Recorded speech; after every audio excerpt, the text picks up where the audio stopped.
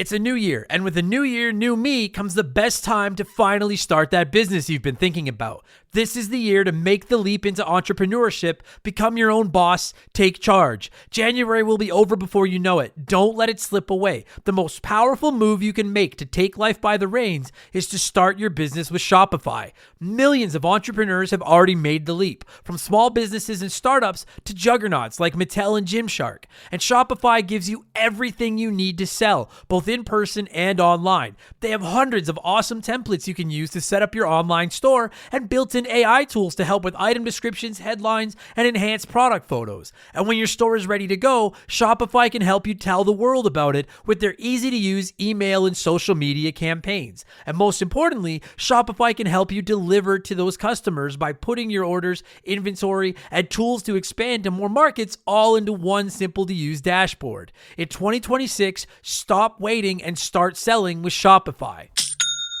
Sign up for your $1 per month trial period and start selling today at shopify.com/RTG. Go to shopify.com/RTG. That's shopify.com/RTG. Hear your first this new year with Shopify by your side.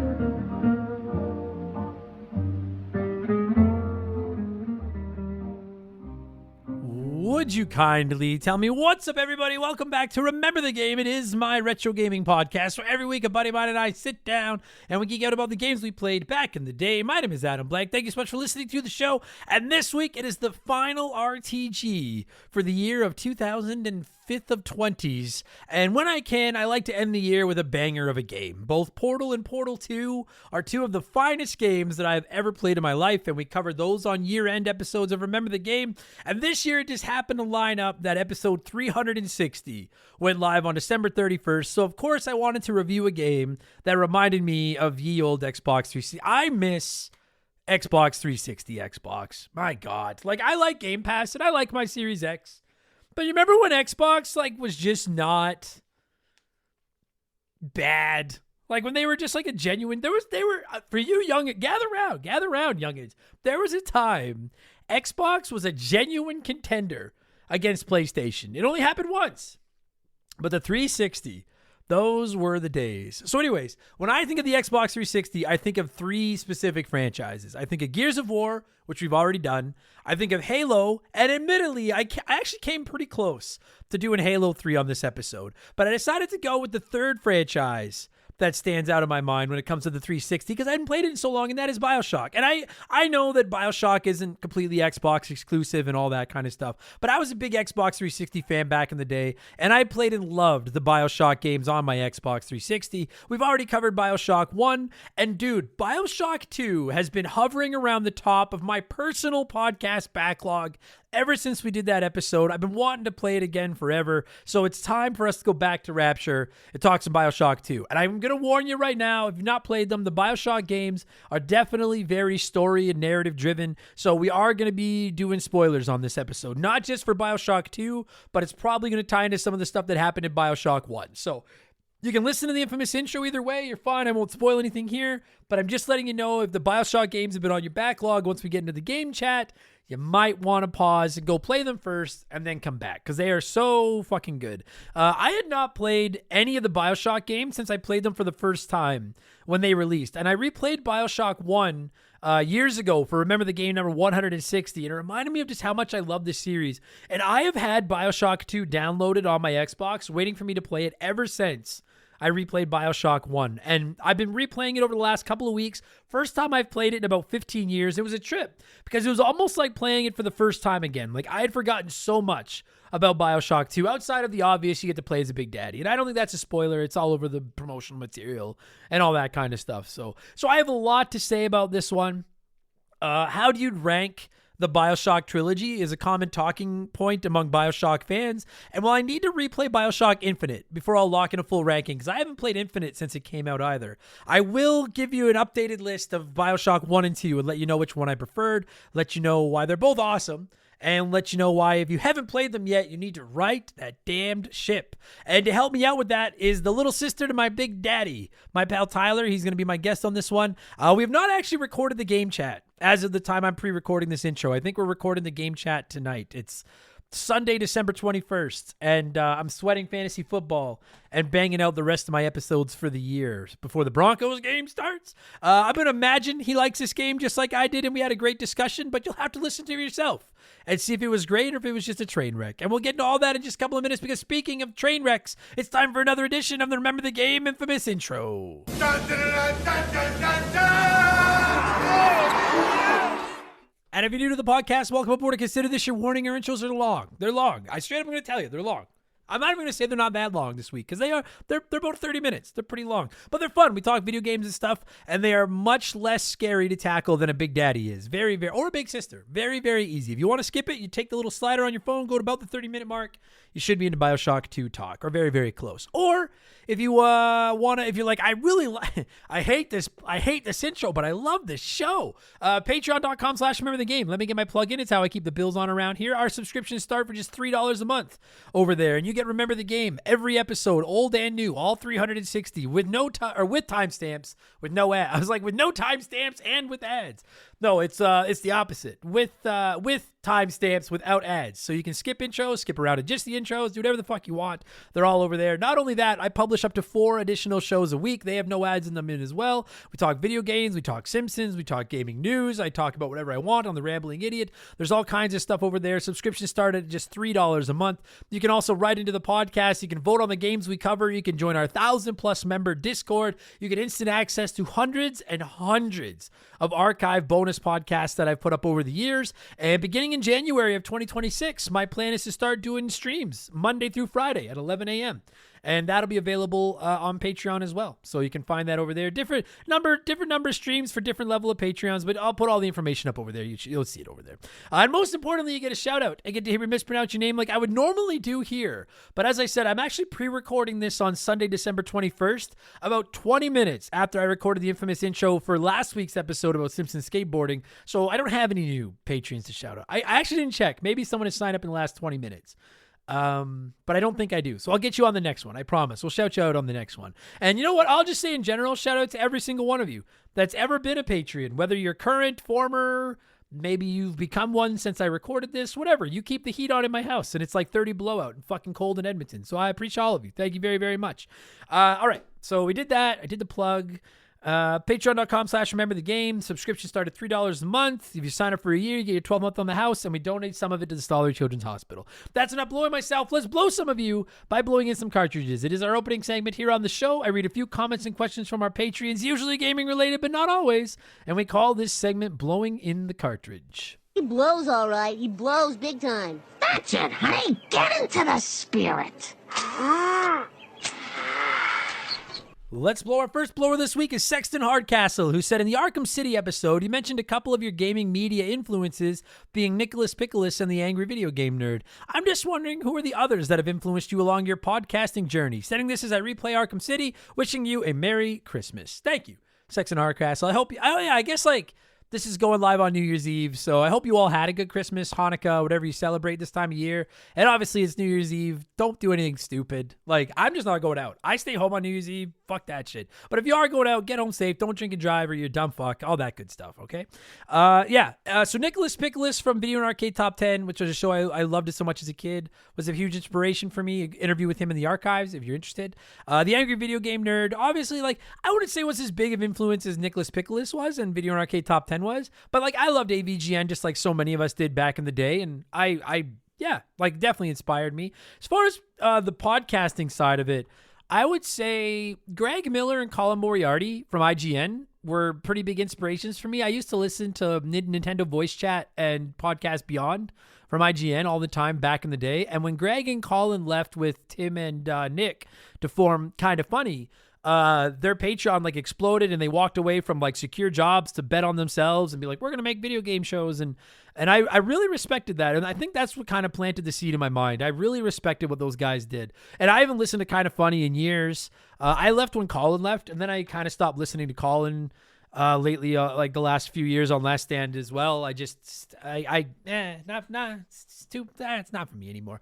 But those guys were probably my number one inspirations. And then, as I've said before, inadvertently, Retronauts, one of the other big retro gaming podcasts out there, inspired me to start the show because I don't care for retro. Bob Mackey, I hate Bob Mackey. I hate him. And I just got sick of retro. I tried to listen to Retronauts, and I was like, dude, stop talking about politics and shit and just talk about fucking video games. So I would say those were probably my biggest inspirations as far as podcasting goes. One in a positive way with Greg and Colin, and one in a negative way with Retronauts. Also, the Game Chasers on YouTube. Rest in peace, Billy. Had me wanting to create video game content as well. Yeah, it's probably the answer. Good question. Thanks, buddy. The okayest of muffins said Mario's been doing all types of sport games over the years. Sonic has taken a shot at a few. So which character or franchise would you like to see doing some sports games? And which sport first? Soccer, hockey, ultimate frisbee? I mean, yeah, Mario and Sonic, like, so me, like, one thing, I was going to say Crash, but like the problem with Crash Bandicoot, as much as I love the guy, is that like you need to have a reasonable catalog of characters to be the other characters. Like, I'm playing Sonic Racing Crossworlds, and I fucking love that game. But I have no idea who about half of the roster is. No fucking clue. Whereas at least Mario's got such a legendary, like, catalog of characters to draw from as all the other playables that, like, it's sweet. When the rest of the playable characters suck, you're like, well, I just want to play as the main ones that I know. So the two that I would say, what character or franchise would I like to see start doing sports games? I know this is going to go against literally everything I said 7 days ago, but if done properly, I really do think The Simpsons could have a lot of fun with sports games. Like, it's right there. Like, it could be so much fun. They're not, because The Simpsons skateboarding is maybe the worst video game ever made, but they could be if somebody tried a little bit. So I'll say I would really like to see a Simpsons football game. Like minor, not soccer, but like American football. Where every team is the Wildcats. I would love to see that, or Mega Man. I've only played a little bit of Mega Man Soccer, but I think Mega Man, like, you're not doing enough with them. I mean, granted, we got Mega Man 12 announced, and I'm fucking excited as all hell for it. But like, you just with the Robot Masters alone, and then let people create their own Robot Masters and shit. Like, you could do countless things with Mega Man. So I'll say either a modern Mega Man Soccer or Simpsons football game are my two picks. Yeah, not bad. Justin Combustion said, all right, Adam, you're cordially invited to a wedding in video game land. A, who is the happy couple? No Peach and Mario. Obvious answers allowed. Think more cross game, like Mega Man and Samus. B, who are you bringing as your date? C, what are you bringing as a gift? Happy holidays, pal. So I'm not going to lie to you, Justin. I actually thought about this one for a little while. Sometimes you guys write in with some great questions, and then I think about it, and I'm like, I don't have an answer to this. I don't have a good answer to this. And maybe my answer sucks, because I'm not going to lie to you. I didn't go cross game. But I did pull one out of the archives. I didn't go with like Mario and Peach. I'm going to go to the wedding of an adult Jeff and Paula from Earthbound, because I would like to think that Paula and Ness didn't work out. Paula's dad didn't care for Ness because he doesn't say anything. Ness's head got too big after he became the star that saved the world and became an all-powerful god and everything like that. And Paula just went back to like super chill Jeff and was like, dude, you seem like a nice guy who fixes stuff. I'm going to go. You have no magic for me to worry about. I'm going to go with you. So I'm going to attend the wedding of adult Paula and Jeff with Pooh as the best man. I'm going to bring Tifa from Final Fantasy VII as my date because that fantasy is finally fulfilled. And then the gift that I'm going to bring them is a broken Xbox because Jeff could work through the wedding night to fix it and make it into like a wicked arcade cabinet or something. I don't know if that answer will have done anything for anybody that isn't an Earthbound fan, but it should work for Earthbound fans. The real G-Man Dan said, Buenos ding dong diddly dias, senor blank man. My question is along the lines of 100% or platinuming games. When you do everything a game has to offer, do you ever get a desire to go back? I haven't platinumed much, but I did it for Spider-Man on PS4, and truth be told, I don't really see a reason to go back and do it again. Why? Why do it again? To what end? Keep up the amazing work and happy holidays to you and your family. Now, I've only ever gotten The only platinum trophies I think I have are retro games like Jack and Daxter and Sly Cooper. And then I've only done a couple of them on Xbox. Cyber Shadow and Nobody Saves the World, I think, are the only two I've done. So I can't speak too much to like the specifically trophy and achievement hunting and like the lack of a need to go back. I will say though, most like big games, once I 100% them, I'm like, I'm probably never playing this again. Cause like, I don't necessarily go after every trophy or anything, but I do like to 100% games if I'm really into them. And then I'm like, I'm not coming back to this. The exception is platformers. Like I've 100%ed so many Mario games and I go back and do it all the fucking time. Those types of games, cause I just enjoy the gameplay loop so much, I'm done or I'm down. But like, especially open world games where it's like, let's be honest, even the best of open world games have some pretty tedious side quests, fetch quests and that kind of stuff. I really don't, I'm going to get my fill and then I might come back and play it again, but I'm mostly coming back for the story. It's pretty rare. Spider-Man 2, dude. Spider-Man 2. I 100%. I didn't platinum it, but I got 100% game completion on Spider-Man 2.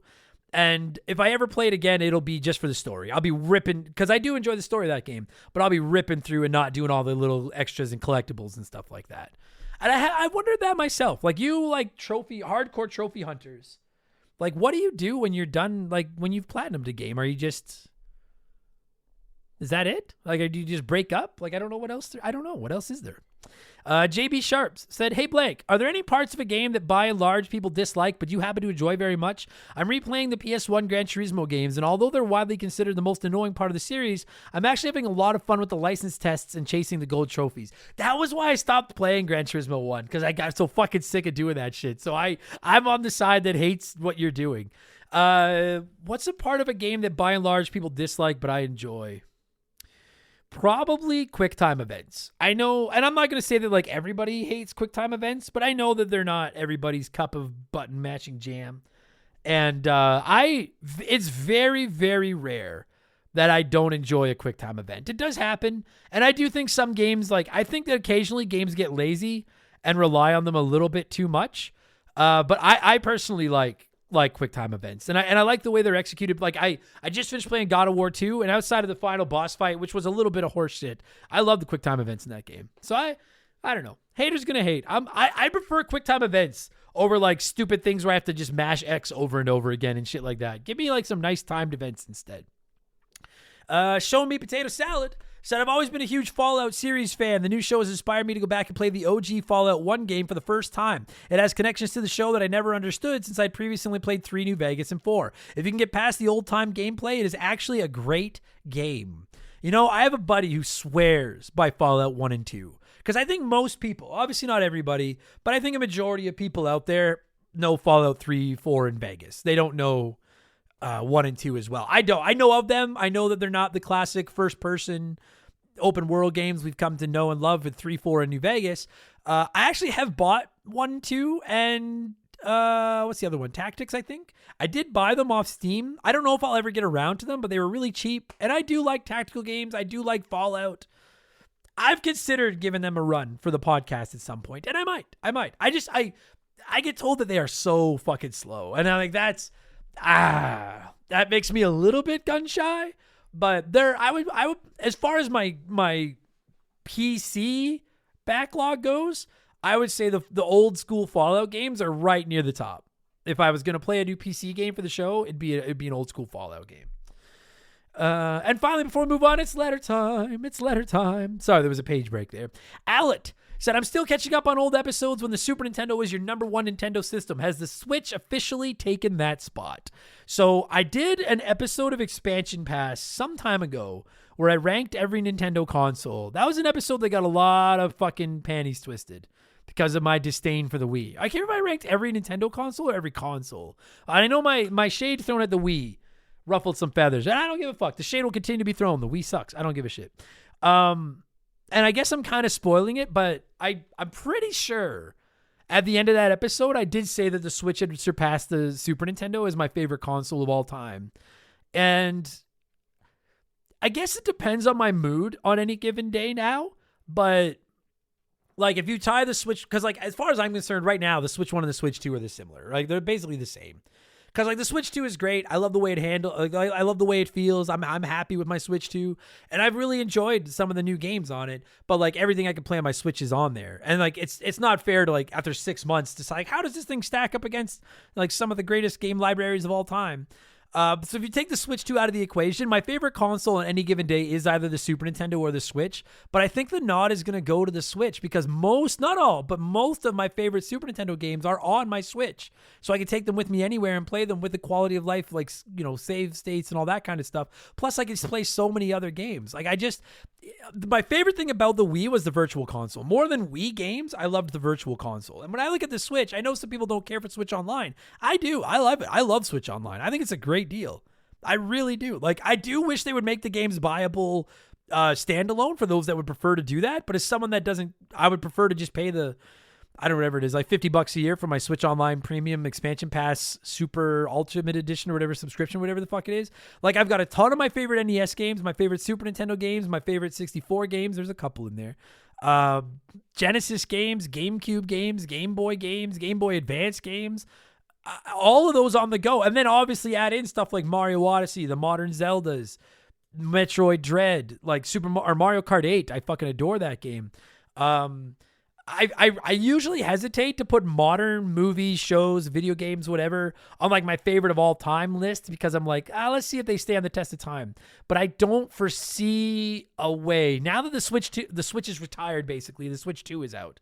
I don't foresee a way that the Nintendo Switch doesn't remain probably my favorite console of all time. Sure, the Joy-Cons are frustrating, but I've put so many hours in that thing. I had to upgrade mine because my first one was wearing out. The battery was fucked. And just between the games they released on it, plus the classic games that are available on it, plus indies, and the fact that I could take it anywhere, I adore that system. Adore the Switch. Yeah, goddamn right. I'm a fanboy and proud of it.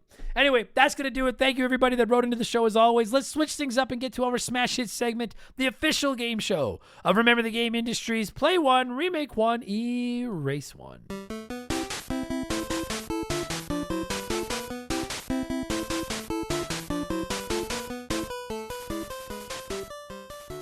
And a huge thank you to Classic Concentration from the NES for unknowingly providing us with the theme music for the show. The rules are simple. Every week I give our Patreons 3 retro video games. They can play one as it was released, remake one as a modern game, and the third is erased from time forever. And as always, there are no wrong answers, but there is a right one. We'll get to that in just a minute. And this week we're talking Bioshock 2. So I went with 3 of the greatest sequels ever made. Halo 2, Mass Effect 2, and Half-Life 2. And this one was super close. I love it when Play One, Remake One, Erase One is tight.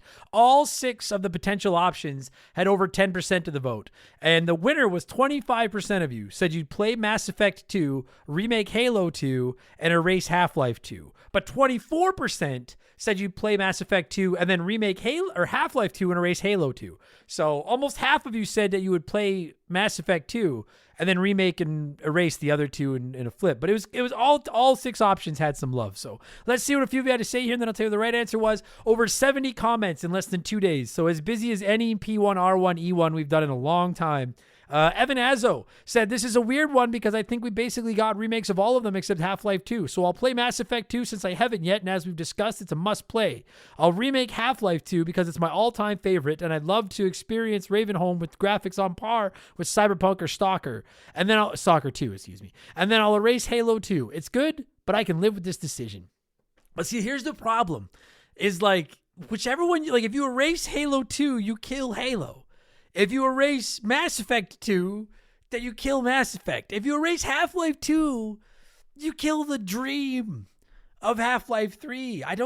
All 3 of them come with massive consequences. I don't know.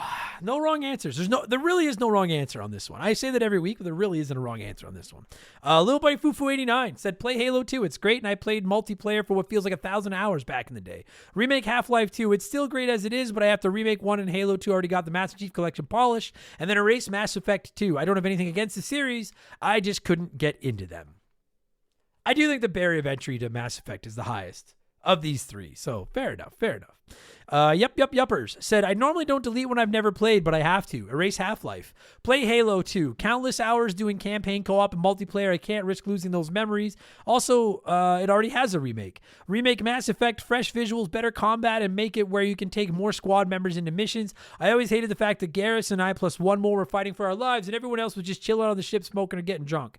I love that last mission in Mass Effect 2 because the entire crew is there. By extension, maybe push a remake of the third entry, and we can fix the final mission properly. Same concept as mentioned above. Well, now you're just, I'm not going to secret probation you for that, but you can't just fucking come in. No. All right, you know what I am going to double secret probation you. Yuppers. You can't just come into play. You can't just come into play one, remake one, erase one, and be like, well, we're remaking this game. Let's also remake this one and fix this problem with it. No. This isn't fucking, hey, what's your problem? I'm not a bartender, okay? You don't just sit here and have a drink and tell me about all your problems with games, okay? You can play one, remake one, erase one. Not play one, remake 3, erase one. Double secret probation. Yuppers. Nopers. Not today. Say, nice try. Sailorman82 said hard choices have to be made, and a decision was play Half-Life 2. It was great, and if sent to remake, it would take away from the crew making Half-Life 3. I can respect that logic.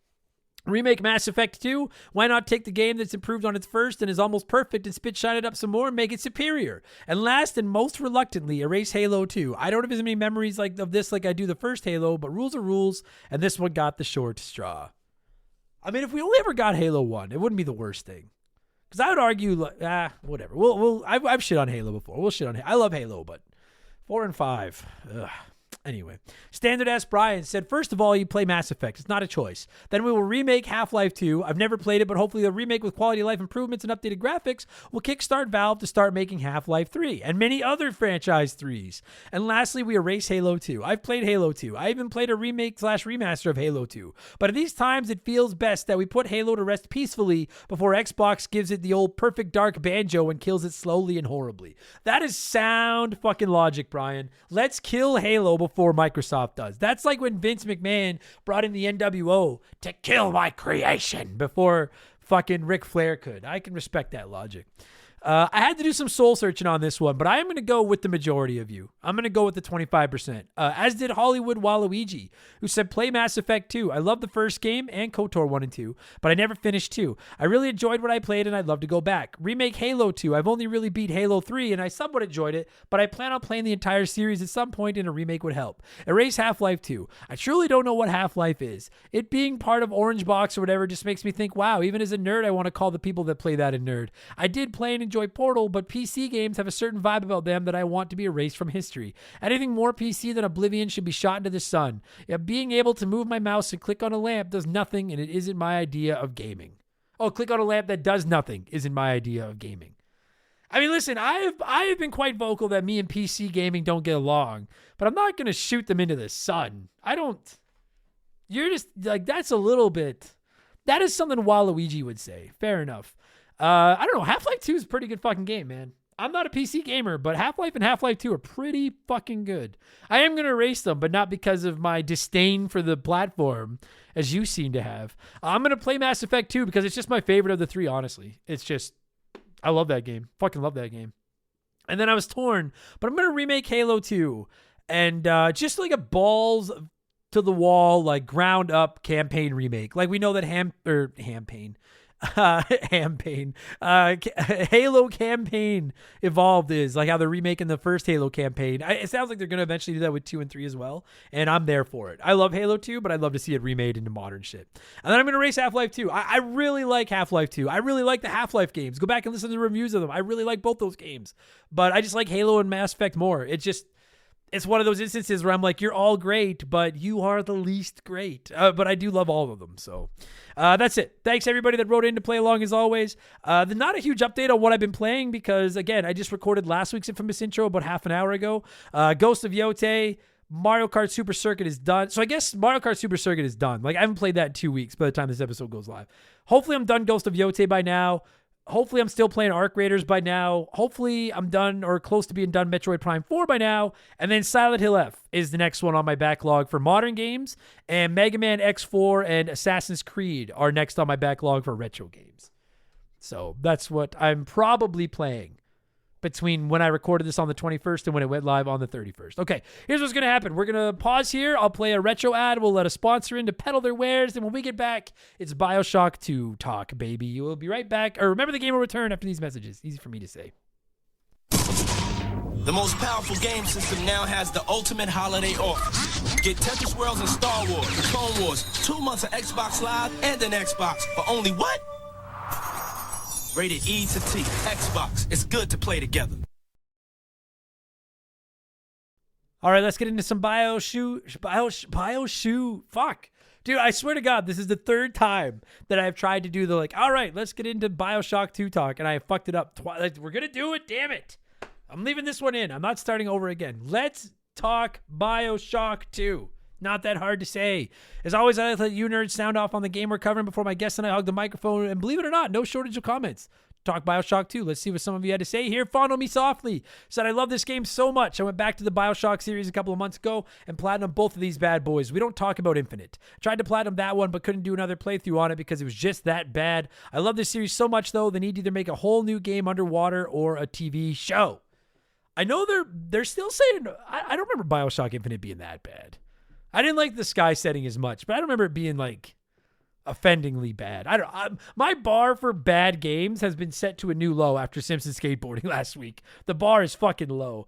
As far as I know, they are making Bioshock 4. Like we talked about on the show, they just keep it's stuck in development hell, but I hope someday we get it. I agree with you. And I think a TV show in particular for Bioshock would be fucking sick. G Money said, I am so pumped for this episode. I found Bioshock because of Remember the Game and played the rest of them. I will politely explain to anyone that hates on this game that they are wrong. It's so good. You came to Rapture and Bioshock for the setting and you stayed for the story. In Bioshock 2, you came to Rapture because it was great before and they perfected the gameplay. The story doesn't have the same hook, but the gameplay is so much better. Perfect. Love this game. And there is a long-standing debate amongst Bioshockers. 1 or 2, and then Infinite, sure, but just what do you like better, Bioshock 1 or? Because I do think Bioshock 1 I think has the better story, and I do think Bioshock 2 has better gameplay. So a lot of that comes down to what do you, I know I'm spoiling a couple of my thoughts here, but it comes down to what do you prefer. And if you want to know what I prefer, listen to the episode. It's coming in moments. We're moments away. Yes, this rocks. Says, hola, Senor Blank. Bioshock 1 is hand down the greatest game of all time. Then 2 came out and felt like they were milking all they could out of 1. If the history lesson of Rapture is cool,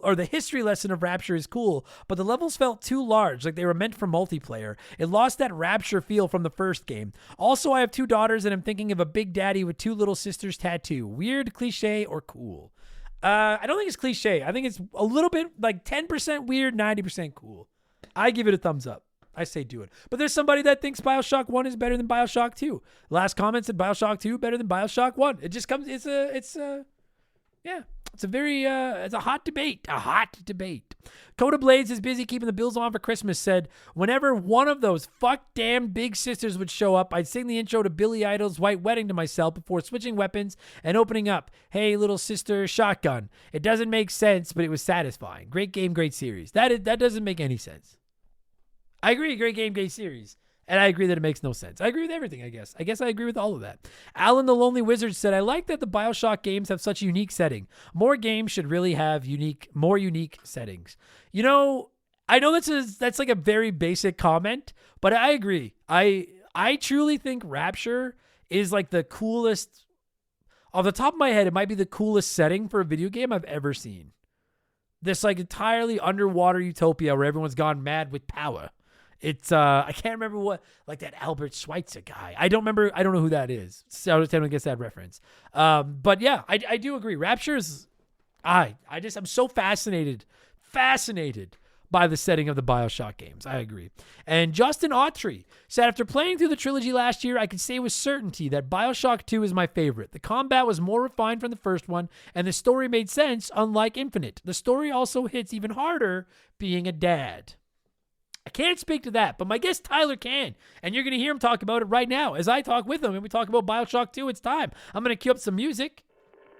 And I love the music from Bioshock. I'm going with all these old classic tunes. I love this music. And when it stops, Tyler and I are going to talk Bioshock 2, which originally released on the PC or on the fuck, I've done so many shows the last week to get ready for holidays. I'm fucked. PS3, PC, and Xbox 360 on February 9, 2010. Enjoy the podcast. Fuck. Let's go.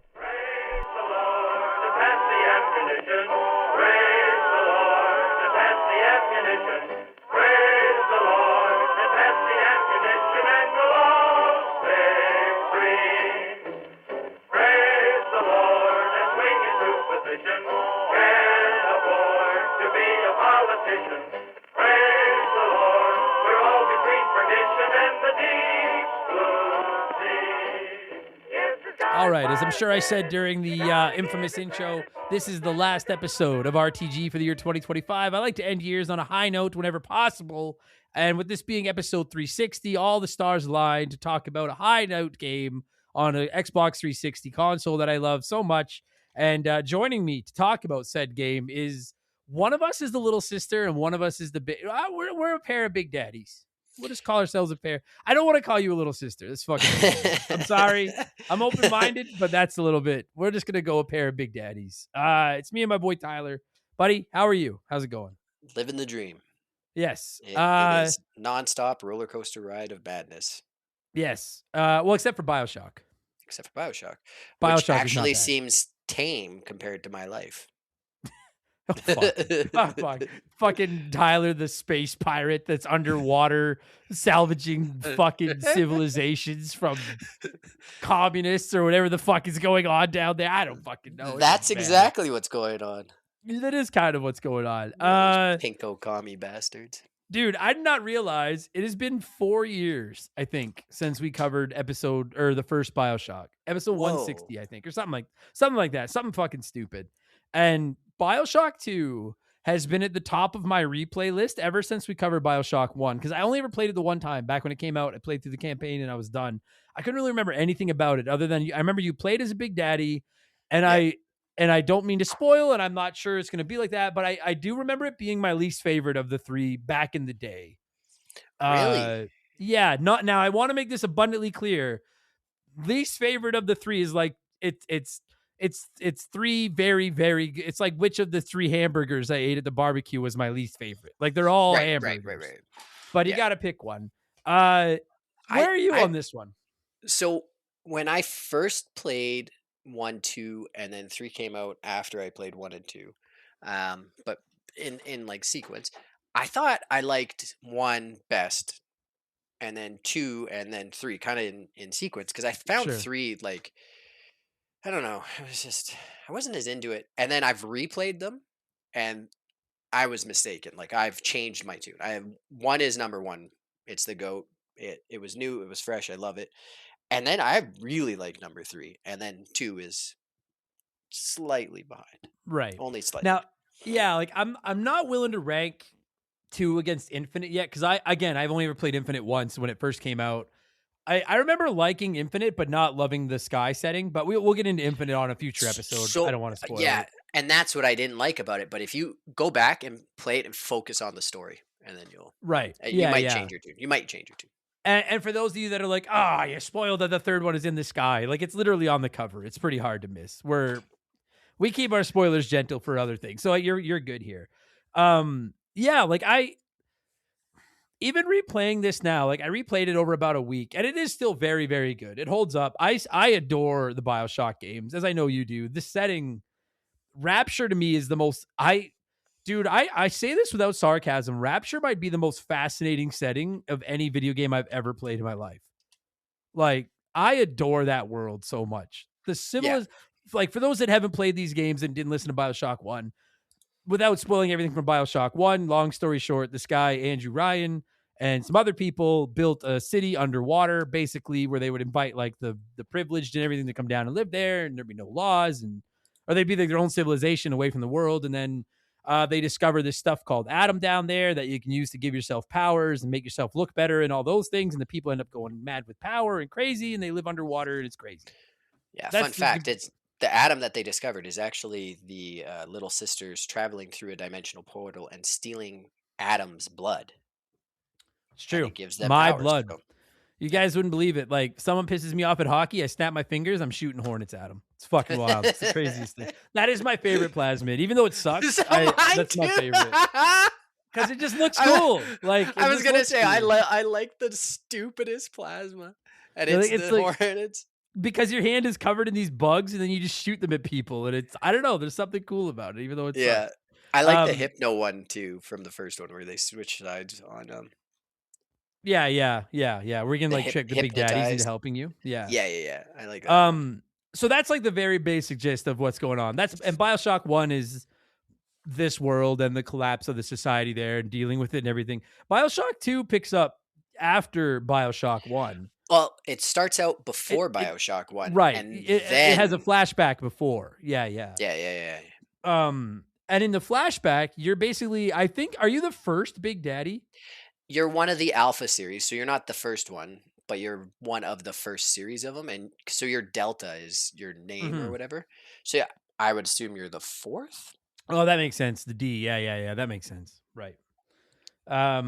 Yeah, so like it starts out flashing back where you're like the first, because these big daddies, everyone from Bioshock knows the big daddies. Like they're another, again, like, well, as much as I praise the city of Rapture and that setting, I also think big daddies are among the coolest designed characters in the history of video games. They're so awesome.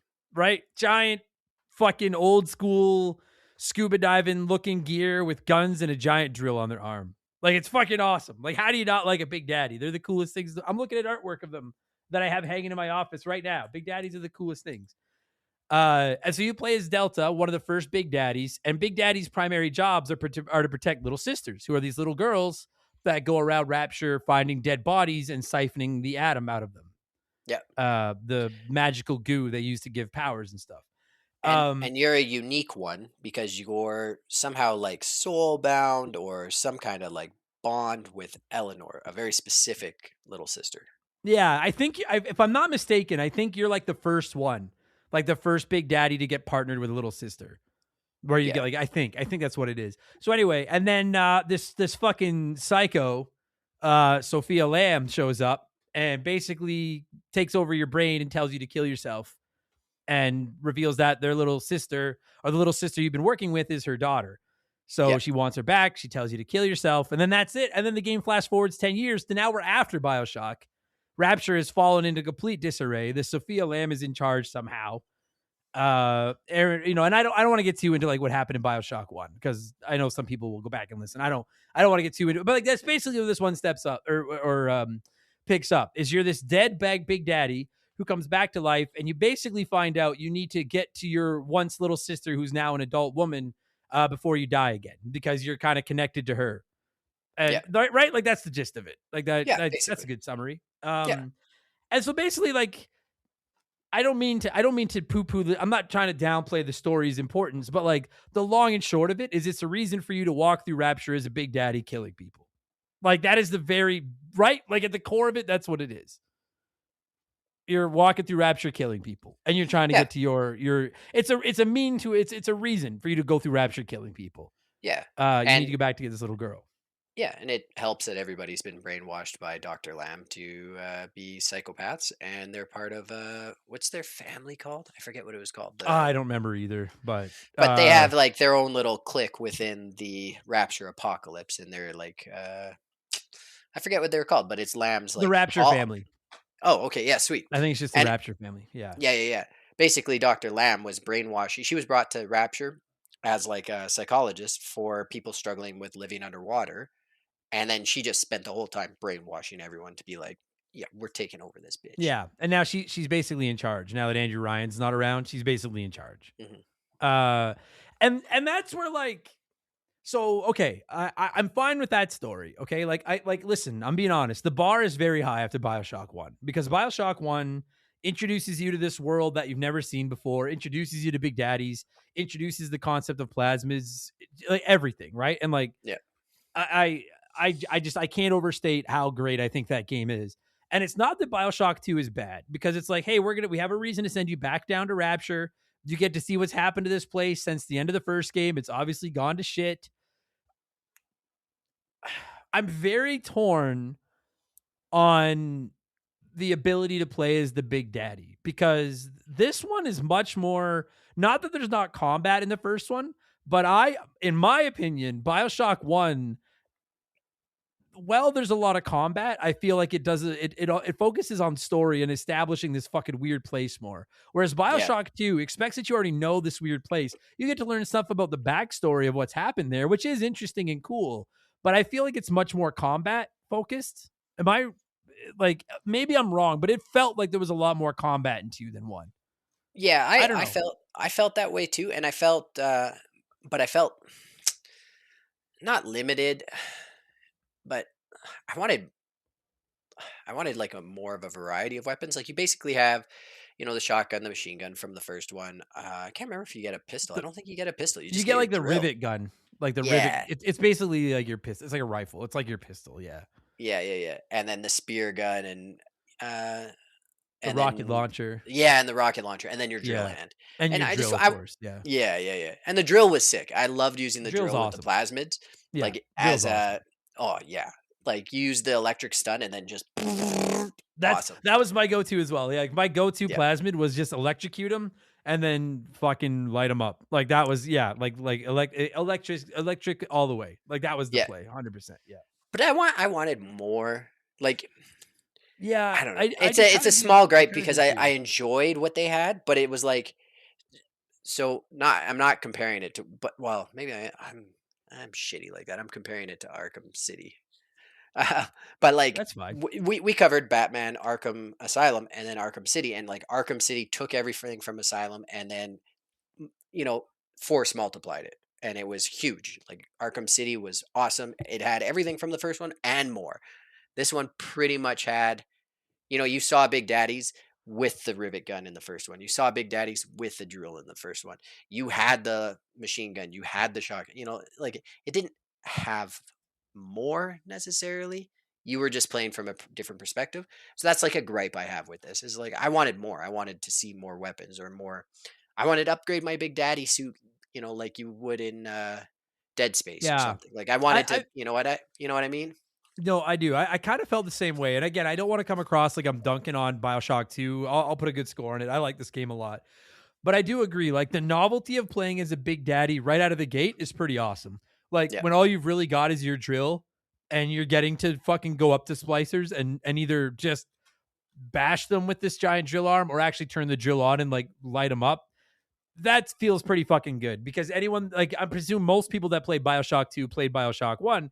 And in Bioshock 1, the most difficult fights for the most part were going after Big Daddies. So to actually get to be one of them, that was a nice shit. It was like, how the turntables have turned. And now I get to drill people. And like that felt fucking great. But the novelty of that does wear off. And I do agree with you. Like, even when you get to the upgrade stations and stuff like that, the power to the people things or whatever the fuck, like it's Yeah. all spent on upgrading your guns, right? Which I know you do in the, like I know the first one is all about guns and plasmids just like this one is.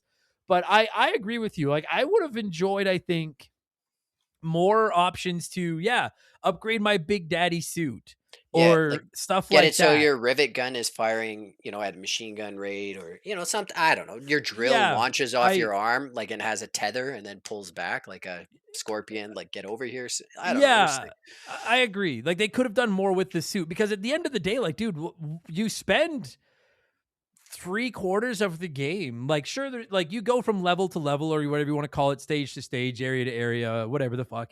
And you've got that Sinclair guy on the radio walking you through it, and we'll go through some of that, some of the different areas and stuff like that. But even once you get into the areas, it really feels like outside of whatever your objective is in that area, which usually is go and find somebody or find something and come back.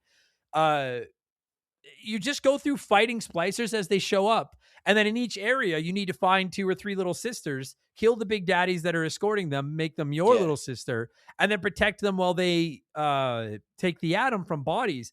And I gotta say, dude, like, I think that one mechanic is why I think I slot Bioshock 2 or 1 ahead of 2.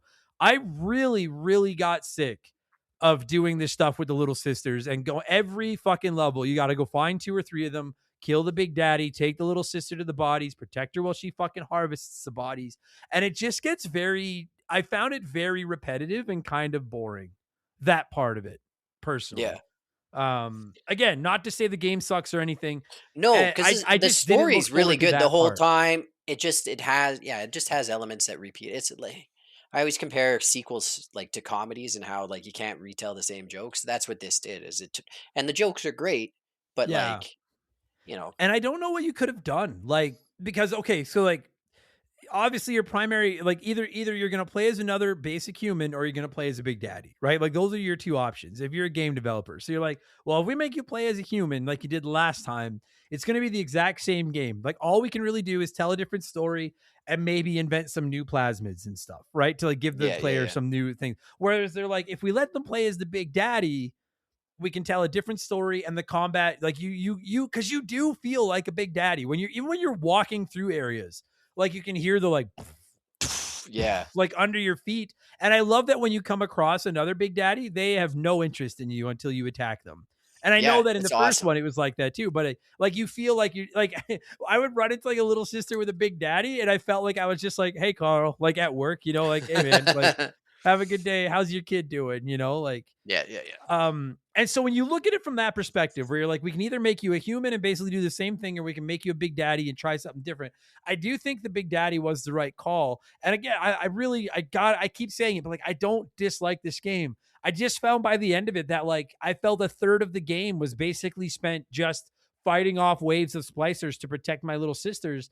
And I got very sick of that gameplay loop. I would have preferred it if I don't know how, but I think it would have been cool if you could spend part of the game as a big daddy and part of the game as a human.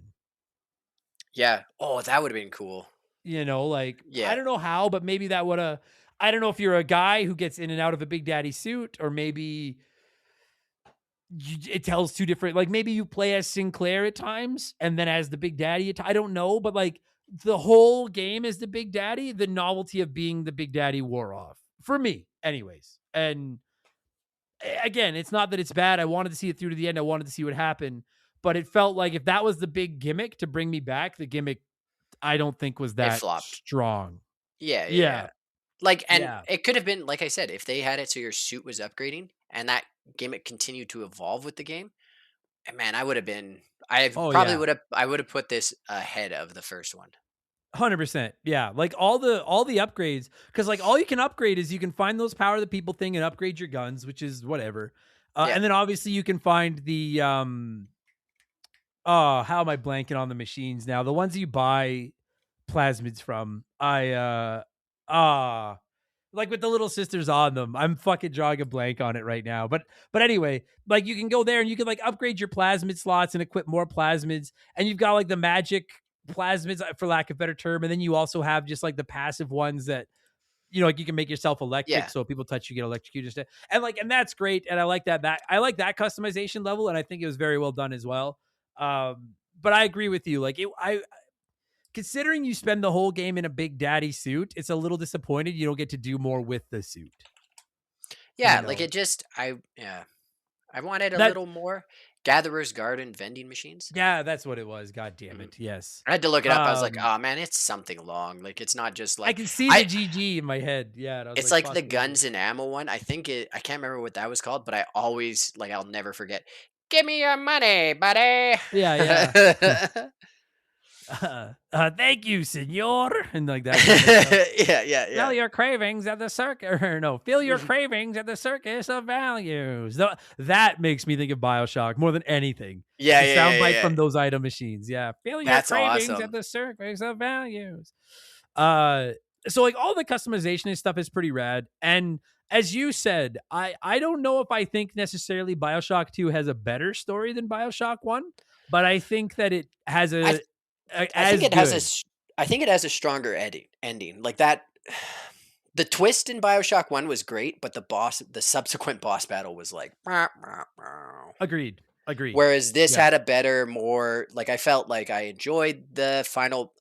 Well, yeah, I guess Dr. Lamb's kind of the final battle, and then Eleanor does some shady shit. But like that final battle, I enjoyed. I thought that was better with Lamb. I thought, Eleanor's kind of because there's three endings, right? Right. So the Yeah, three yeah. endings that you were provided, they are all, I don't know, they're awesome. A little bit like, oh, okay, Yeah, yeah.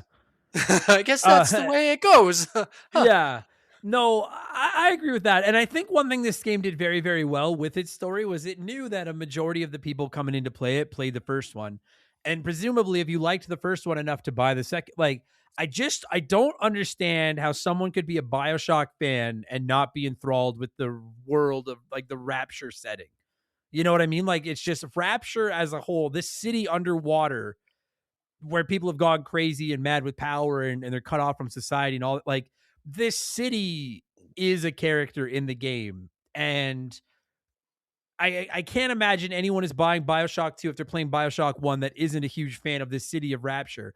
And I think one of my favorite things about Bioshock 2 was finding out so much about Rapture, Yeah, both the yeah, formation of it and what happened after the walls came down yeah. and everything went 100%. wrong. That was super cool. And I love backstory like that. So that's one of Me my too. favorite things to do. Like I'll pick up novels based on video games just to read about like how Chief, won a coin toss and that's why he's the best. Or you know Yeah, what I mean? yeah. Yeah, just to Yeah. stuff like that. I love canon.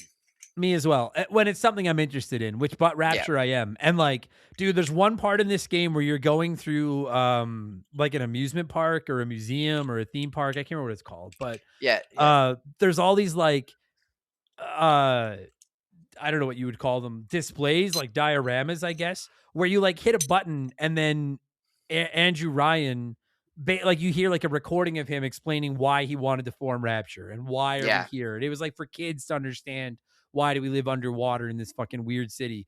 And that was that. I think more than anything, that was the stuff I found fascinating. And honestly, dude, like we can talk about this a little bit at the end of the episode, but we know like it's well known that a Bioshock 4 is in development.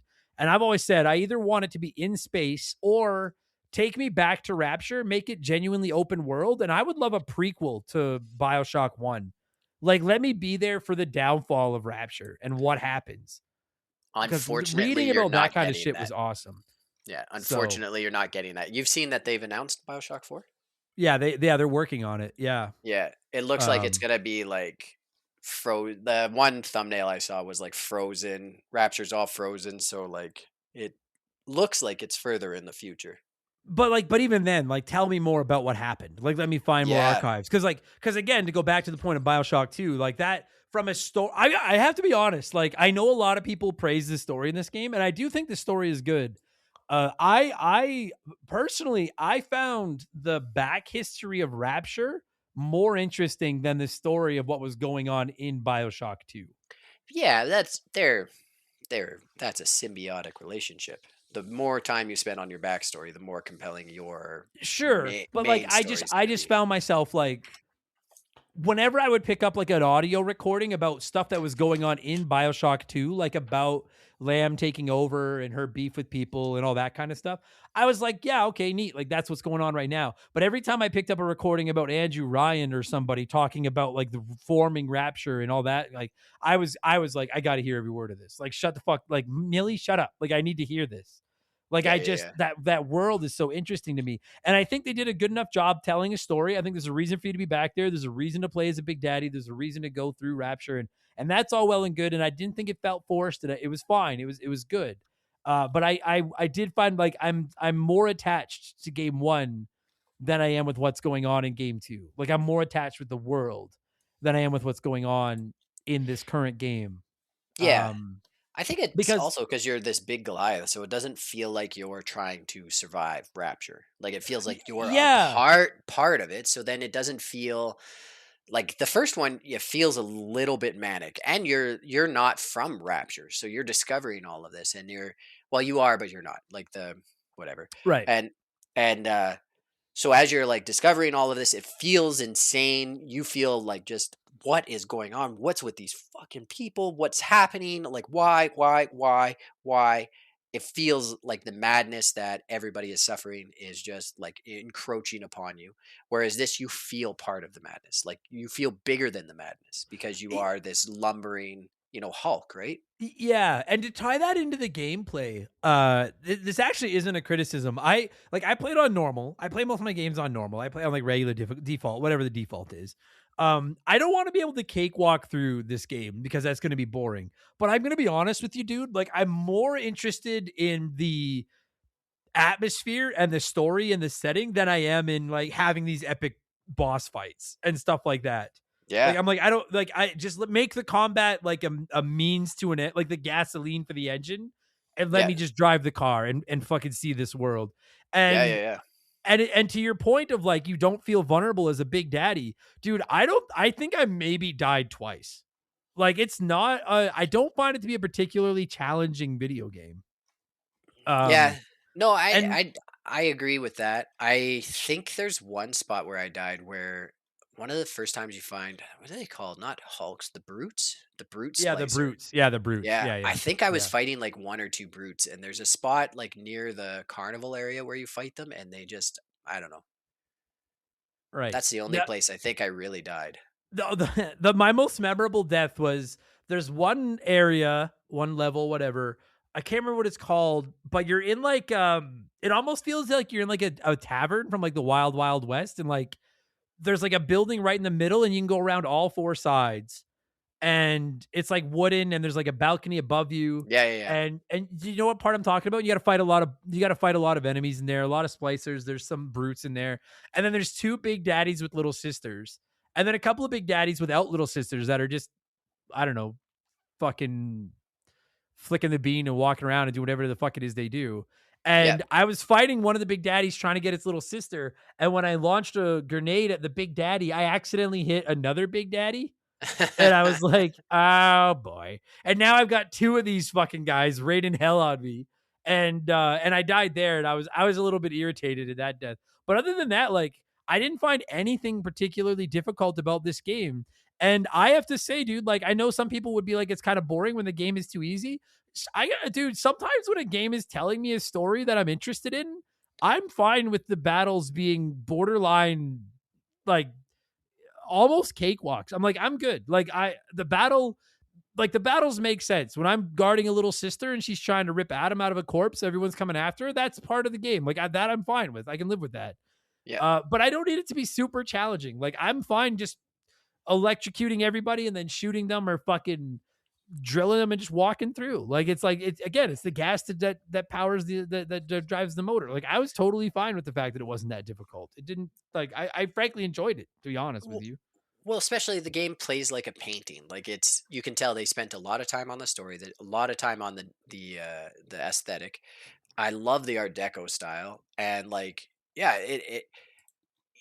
it's one of those tales where, Halo has some challenge, but it's one of those tales like Halo where it's like, just do the story, just do the story, make it into Yeah, a TV show, and just do the story, do it exactly how it plays out in the game. You I don't agree. have to add feelings. You don't have to have Master Chief fall in love with two girls. You don't have to have any of that shit. Just do the story Agreed. Yeah, exactly how it's laid out. I would like the show just as much as I like the game, because it's 100%. like, Yeah. and like, I'm a big multiplayer guy. I don't like multiplayer in this game at all. Yeah, I was gonna ask you, like, I never, believe it or not, I have no friends. I didn't play the multiplayer, but like, Bioshock and multiplayer seems, because I gotta say, like, there's something about, I was gonna, you know what? Here, let's let the break in. I gotta, because I don't know when we're gonna be done. I gotta let the break in so my sponsors don't yell at me. Let's take a break. We'll let a sponsor in here. When we get back, we'll get right back into the combat. Okay. So remember, the game will return for these messages. I promise. We'll be right back. In light of the world to come, your sacrifice is nothing. Angels remember. Out of your pain, paradise was born. Don't let him get me, Daddy! Like all I have done, this is an act of love. Rated M for mature.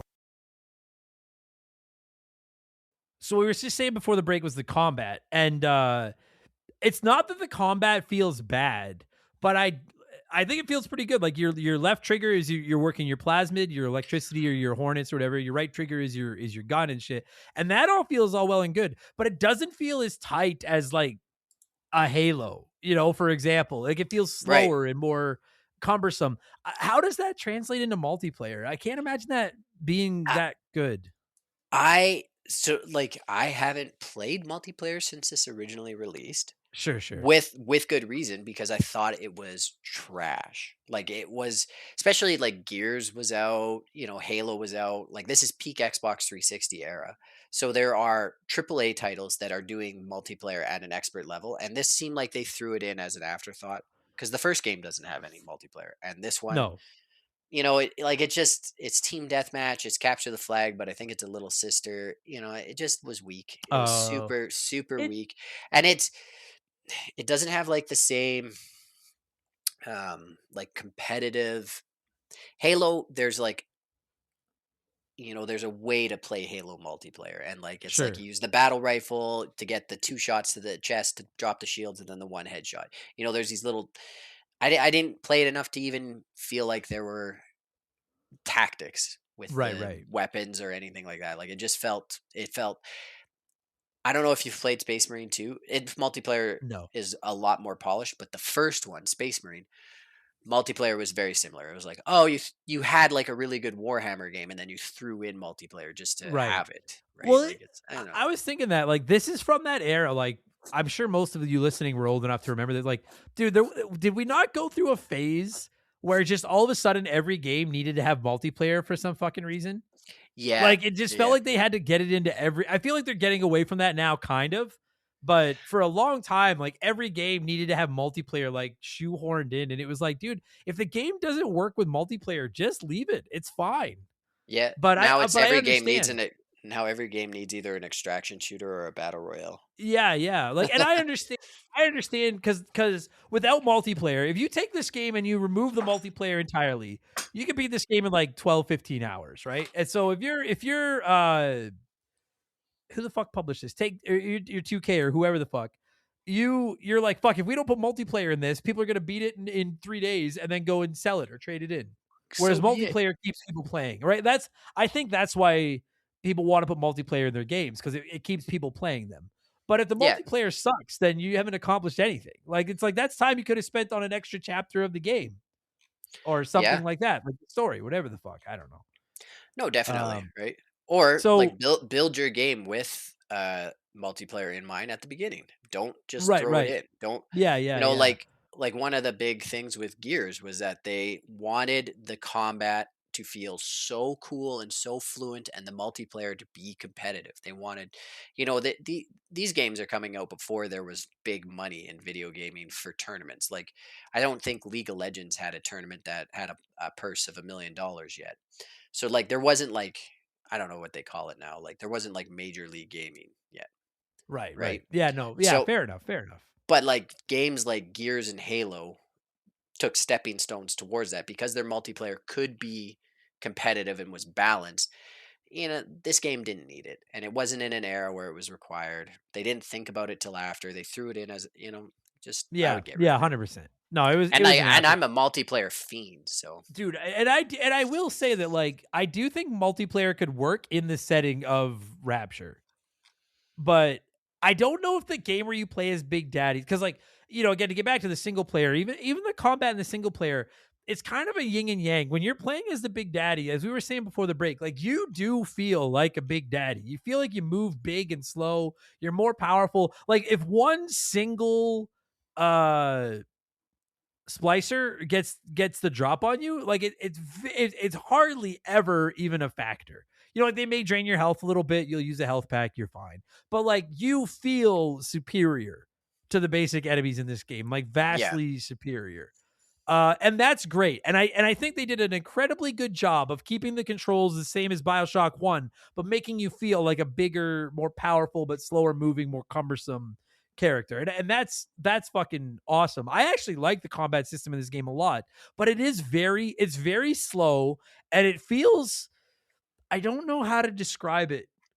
Cuz sloppy's not the term I'm looking for, cuz it's not bad, it feels loose, yeah. It doesn't it? feels like old first person shooters to me. Like I replayed it on the Switch on the collection. I don't know what it was, the remake, I The guess, or the the reskin. BioShock, yeah, Yeah, the collection that came out, yeah. and it felt old the way you move and everything. Like it just felt like how old shooters felt for like It early does. 2000 shooters. So it Yeah, just it had to, it does. felt old. That's what it felt to me. I didn't think it felt janky or anything like that. I was like, oh, this is just before a lot of Yeah. things got polished in the video game. Agreed, and I want to make that clear. Yeah, like I don't think it's that it's bad. It just it does feel like from an earlier. It feels slow, and it works in comparison to a Big Daddy. But it That's, doesn't, and it's so hard when you play modern games to try to go back to this and be like, I don't play Bioshock for the riveting gameplay. I play it for the story, and I play it for the setting. Like that's what I'm here for, you know. yeah. Well, and Um, that's where the old feel of the combat and the old feel of like the movement, it still works because you're a Big Daddy, B, the story and the aesthetic carry the game. So Yeah. And I will say that, dude, like, not that I can imagine they ever thought about getting rid of it, but I'm so glad they kept the plasmids. Cause like they could have been like, you're a Big Daddy this time. The focus is on your guns and your suit. And it's funny, I'm speaking on both sides of my mouth because before the break, you and I were talking about how it'd be nice if you could update your suit more. And I do think it'd be great if you could upgrade your suit more and do more with that. But I would have been devastated if they had taken away your ability to use plasmids. For those of you that haven't played Bioshock, that's like your magic. And the plasmids to me, from a combat perspective, will always be the coolest thing about Bioshock. oh yeah. Like, and they do such a great job of letting you, like, sure, you have like the basic ones like your electricity, your ice, your fire, but then like we said, you can throw fucking massive swarms of wasps at people. You can make cyclones like tornadoes and blow them all up in the sky. You can hypnotize them into fighting for you. Like some of the other things you can do, like you can use the telekinesis and grab things out of the air and throw them back at enemies and stuff like that. And the mixing and matching of those, like the guns, sure, the guns handle a little bit differently from each other and do different combat or different damage, and there's different ammo, and that's all well and good. But the plasmids are what really feel different Oh from yeah. each other. And I was always going to them first because they're just more Yeah. fun to use. Oh, 100%. Um, Like we said, like the electro bolt and then the drill combo. I always loved. I think it's in the first one, the animation of when you pull out the. They don't call it flame on, incinerate or whatever, like the yeah, flame yeah, hand, where incinerate. you Yeah, yeah. snap and then your hands on fire. I love that Dude, animation. Like that, like, and the insect swarm one was so cool. yeah. Blech. Those little animations they show whenever you pick up a plasmid and then it shows like the old timey cartoon Yeah, yeah, being like got a neighbor that really just I don't remember, like kills your buzz, electrocute him with this yeah, fire. Like, you know, like yeah, whatever. yeah, Like, and they remind me of the Fallout guy, like the little Fallout. yeah, yeah, yeah, yeah. Same humor, and they're fucking. I love watching those things. They're so awesome. I really enjoy those, and I thought it was very cool that they gave you such an emphasis on the like passive abilities that you could equip. As long as you keep buying slots, you can equip like 24 of those fucking things, or 18 or something like that. And like I made it to the point where like if anyone touched me, they got electrocuted. It was super easy for me to hack stuff. Cameras wouldn't acknowledge me. Like you Yeah, can just it's crazy the amount of shit that you can do. Um, because each plasmid had 3 upgrades, I think. 3 or 4? Yeah, 3. you could buy upgrades to make them like more powerful. Yeah. Outside of the electric one, I really liked the freeze one too because you'd freeze an enemy and then you go up to them Oh, and like they'd show their health bar in that like arcing like semicircle health bar. But if you froze them, then that health bar was covered in ice. And if you could kill them before the ice all went away, then they would just shatter. yeah, yeah, yeah. I think Which you'd was lose like items though, right? Like you'd I lose think items. so. They don't drop Yeah, items. Yeah, yeah. yeah. Which, dude, that's another thing that you do so much. I forgot how much you do in Bioshock, how much you just gather supplies and items. Like you're Oh checking yeah. every drawer, every filing cabinet, every trash can, obviously every body. But I enjoy doing that kind of stuff. So like that's not a dig to me at all. I love doing that kind of stuff. That's never gonna be a problem to me. That's great. Well, that's basically what Fallout is. Is just an item finding. It's just hoarding. Yeah, yeah. Yeah, yeah, yeah, yeah. Yeah, that's it. I Simulator. infamously said on our Skyrim episode, I don't even know what the story is. I just love walking around and hoarding stuff. Like that's Yeah. my favorite part is I just go around hoarding things. One thing that I can't decide if I'm happy they did it or not was they changed the hacking mini game. Oh, because it's And not the plumber one, the pipe dream. yeah. And in I the I first one I love loved the plumber game. Yeah, I love that because I remember playing that plumber game on my dad's PC and being like, "Wow, video games on the computer are so Sure. cool." As a little guy, and it was so terrible. But And it's a then fun you mini have to game. play it in BioShock, and it's like, all right, I like this when I was a kid, but I am. Yeah, like here's the catch 22, right? Like in BioShock 1 you do the plumbing mini game. In BioShock 2 you just have to stop the arrow in the little colored areas. And I appreciate the efficiency of the stopping arrows in the little colored areas, but I enjoyed the puzzle of the pipes more. Yeah, I wonder if they got So criticized for it, and that's why they switched, or if I don't I know. don't That's a know because you have weird to hack flex. everybody hacks every vending machine they come across and every healing machine you do.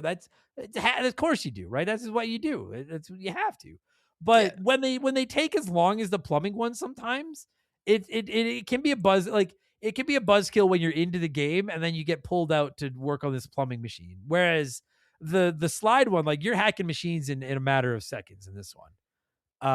But that can be so frustrating when you're getting attacked by people and you're like, fuck me. And then you're trying to hack a machine really quick. And then you accidentally miss one of the hack things. And then it starts sending security bots after you. And you're yeah, fighting them off while you're fighting people while you're fucking healing. Fuck me.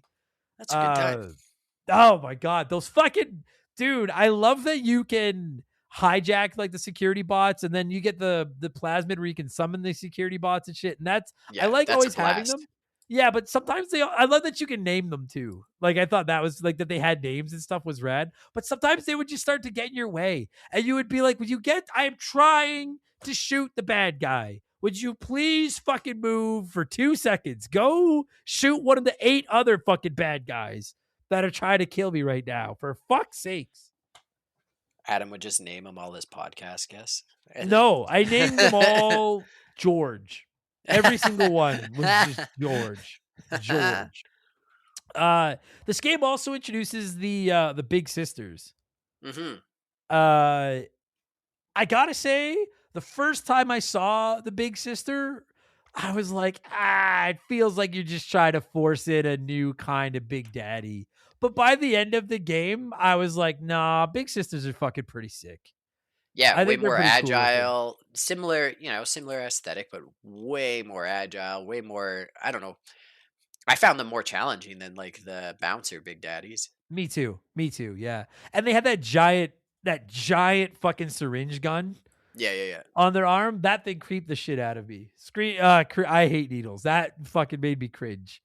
I like the big sisters. I like that you had to fight the big sisters. I thought that was all well and good. I also love the part right near the end of the game where you get to play as a little sister for like Like, 10 minutes. yeah, And that you actually you're I thought playing this was as Eleanor, right? You're playing as her.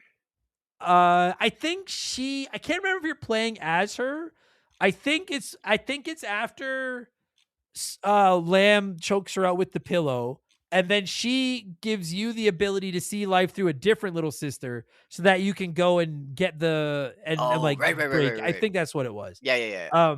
But what I thought was so cool about that, because like admittedly, the playing as the little sister isn't that fun.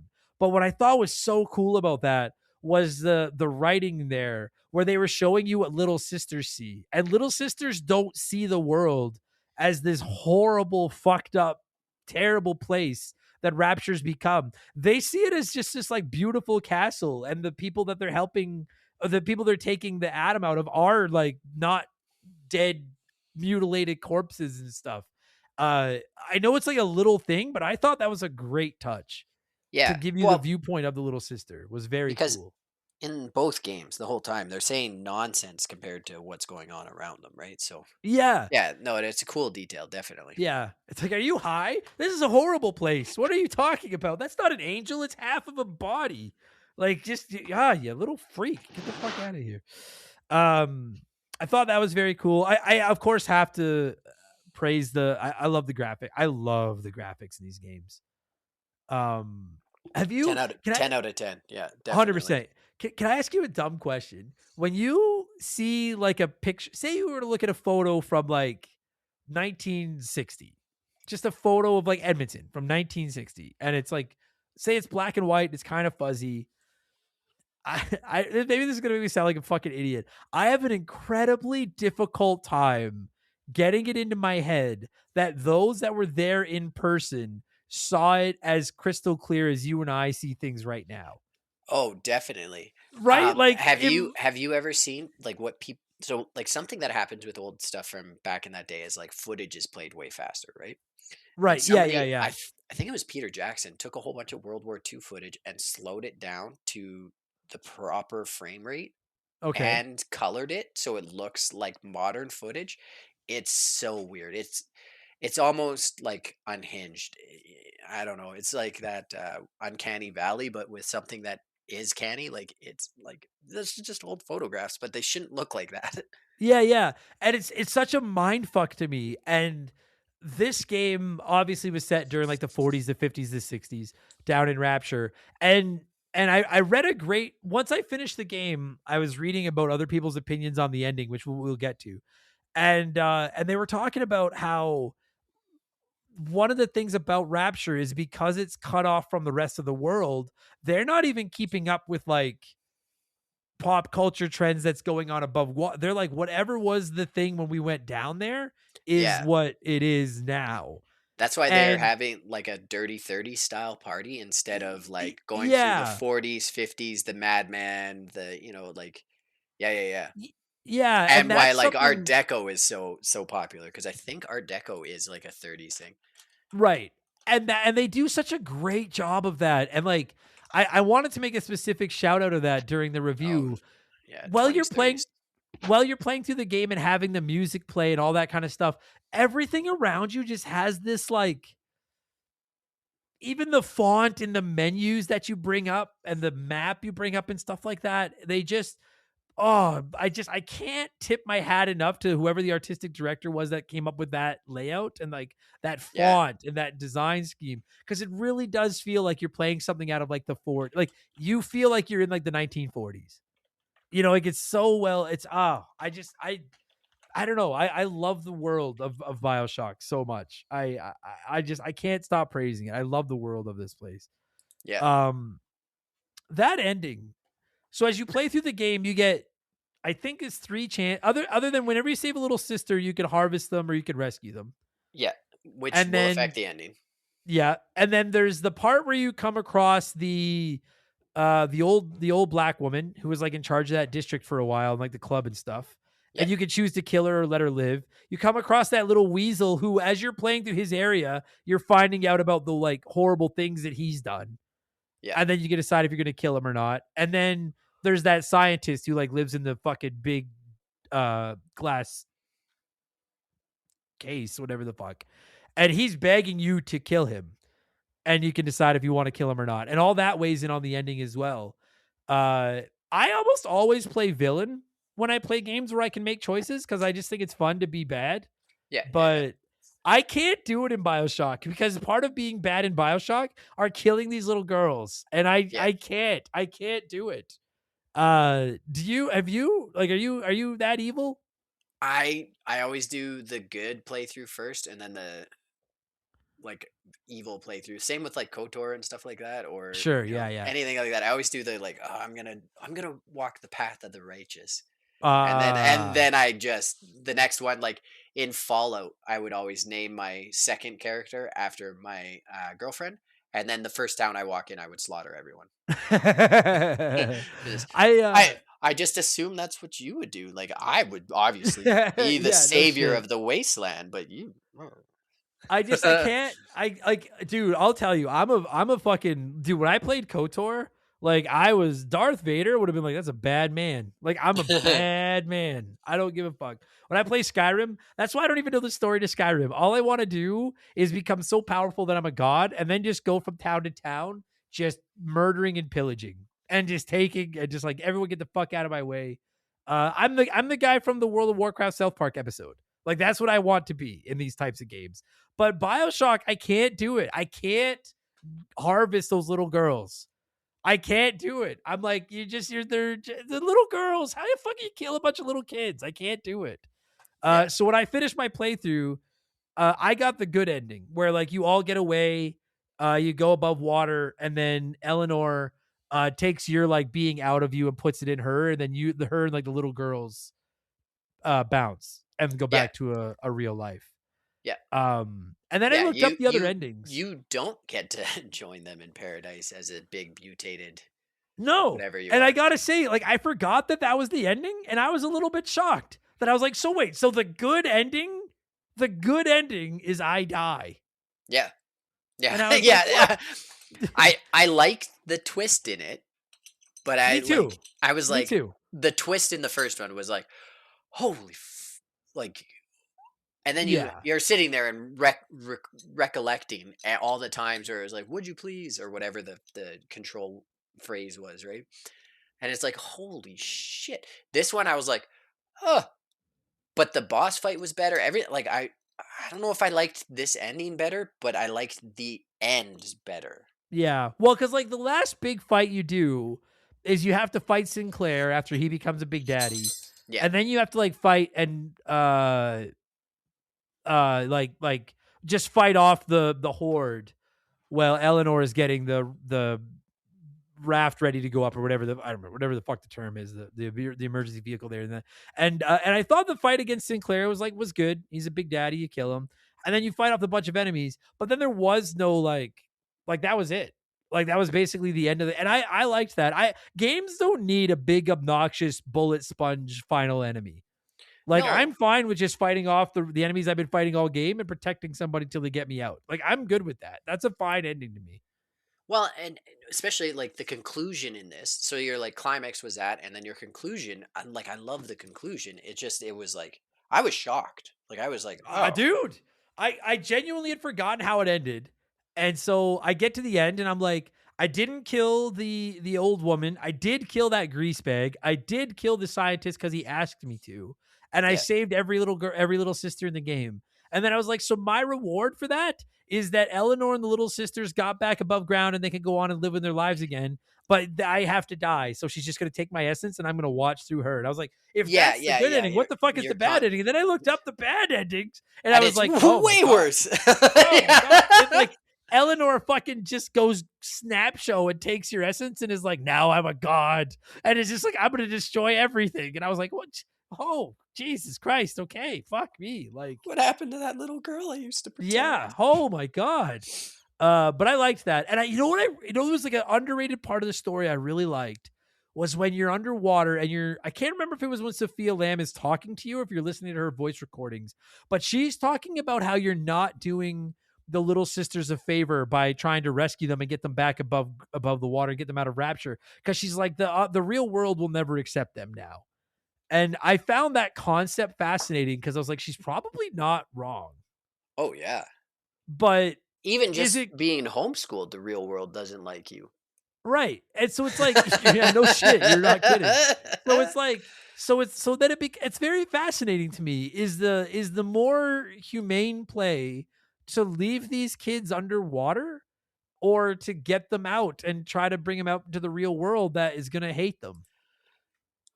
And I don't know. Like that's like as she was saying it to me, I was like, I don't know if you're wrong, but I hate this place. Like I don't want to leave Yeah. these kids down here. Yeah. It makes you feel villainous. I love it. I love that. Yeah. And I spent the entire game expecting Sinclair to turn on me. Because I forgot that he doesn't, and I spent the whole game expecting it because his voice actor is like so. It's kind of cheesy, but I like it. Like, oh, hey there, sport. Well, now we gotta go and get the key to the sub. I'll watch you through there, my boy. You'll be just fine. And I kept thinking, like, dude, this guy is gonna absolutely Andrew Ryan me so hard, but he Yeah. never does. And then even when he It's- does fight you at the end, he's like, I'm so sorry as he's fighting you. Yeah. It's something to do with like that transatlantic accent. It feels devious.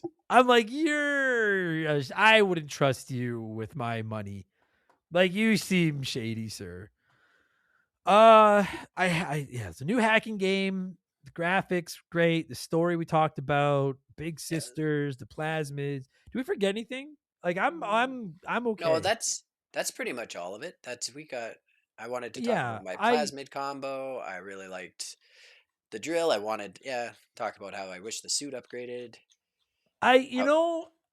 Sorry, one last thing, and I don't often say this because I prefer linear games. I would have liked just a hint more of There's a little bit of exploration in this one. You can go off the beaten paths and find some extra plasmids and stuff like that. But But it's linear. It's old school like that. It's yeah, pretty similar to I like a Duke Nukem. Here's your path. Find the key. Find the way to get to the next area. Yeah, and I normally prefer that. Like I prefer overall, if you're like for the rest of my life, I can either play linear games or open world games. I want linear games because open world games make me crazy because I always feel like I've missed something or I've forgotten something. But I would have liked a little bit more of that in this one. A little bit more. If you're gonna lean into telling me more about the story of what happened down there and stuff, I would have liked a little bit more. Like I don't know. It would have been cool if you could go back to like areas from the first game and see what happened, or like and have them talk about it. Or it's I don't know. I don't know. Maybe that's just me, but something, a little bit more exploration would have been nice. But that's me. Yeah. That you get to play out in the water is very cool too. Yeah. I love Like that. I know you're not out there often, but you're like because that's one of my favorite things to do in Bioshock is to just go up the windows and just look out into the water. Yeah. And See just a whale float by or something. yeah. Like, yeah. Have It's you so ever cool. like when you play them? Have you ever thought to yourself like, "Fuck, I don't like I couldn't live. I'm so terrified of deep water. The idea of living there, I'd lose my fucking mind." But Um, it's a cool thing to like look like in VR. It'd be cool, like to be able to yeah, look around down definitely. there. Definitely to have that immersive experience and just kind of, Yeah, yeah. yeah, that would be insane. Um, no, I think I'm good. I got it. Yeah. I'm so glad we finally played it. We put this one off for too long. Yeah. Oh, I can't Um, believe how long it's been since we talked about the first oh, one. it's fucking insane, dude. It makes me feel like I sometimes look and I'm like, wow, we must have covered that episode game back in like the mid 200s. Then I'm like, oh fuck, 160.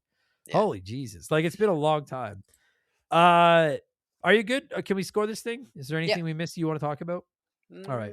I will say that like the ending from the first one was like, what the fuck? The ending from this one was Yeah. like, oh, what? And Yeah. then the third one, the ending, I was like, what? So I'm To looking its forward to like hearing like doing an episode or listening to the episode on the third one to listen to what everyone thought about the ending, because the ending in the third one had me like, yeah. well, this Bioshock's thing is to just like confuse me with the ending. Yeah, agreed. To its defense, I truly think that end twist of BioShock 1 is a Top lot of tier. people. Oh man, I get so many requests to do an expansion pass about like the best plot twists and stuff. And the reason I don't want to do it is because I'm like, who wants to listen to that? Because we're going to spoil all the big plot twists, not to mention all the comments I'm going to go through where I'm going to get so many plot twists ruined. And I think BioShock 1's plot twist is up there among the absolute best of all time. Like it really, when you hear it, you're like, it is, I guess minor spoiler in case you're one of the only people out there that's never watched Breaking Bad or know how it ends. It's the moment Hank is on the toilet. Like that is the end of BioShock 1 where you're like, holy fuck. And I Yeah. just don't know how they could have ever done that again. No. Like no. I don't know what you could have done. And that at the end of is that not for those that prefer BioShock 1 to BioShock 2, as I am and you are as well, BioShock 2's biggest problem is that it has to follow BioShock 1. Yeah. 100%. And like if and that- Bioshock 2 came out first, it would be a perfect game. yeah, It's 100%. it's like the comparison is like comedy sequels. It's like I got it. I got the jokes already. I saw this already. Yeah. And it's not a slight against the jokes, or in this case BioShock 2. It's not a slight against it because it's fantastic. 100%. It's just it's following something that already established all of this. Yeah. And I had think a huge twist. yeah. And to their credit, they found a way to give you some semi-original gameplay with an original story in the same setting you wanted to go back to. And I commend them. Like an absolutely worthy, in my opinion, not quite as good as the first one, but that doesn't mean that this is an app. If you liked BioShock 1, BioShock 2 to me is a must play. Must play. 100%. If it. You remember like when they had expansion packs, like you would get the game and then they would come out with like, oh, we use the same engine. It's a year later. Here's just more of the same game. Yeah. That's yeah, what yeah. Bioshock 2 feels like. It feels like Yeah. Bioshock 1.5. I do just want to quickly address, because I know a lot of people wanted me to play the DLC. I didn't. I don't play a lot of DLC, and I don't know. Maybe I will at some point, but probably not. It's good. I'm good. Like, I like this game, but I just, in case people wondering, I didn't play the DLC. I did. They had DLC. Yeah, and like I know there's some story chapters, and like I'm not mocking, but people are like, they're only 5 or 6 hours, and I was like, dude, I can finish another game for another show in 5 or 6 hours. Like, I'm good. Like, I'm not mad. I don't feel. I'm very satisfied. Like, I don't need it. I'm not hungry anymore. Like, I'm pushing away from the table. I'm good.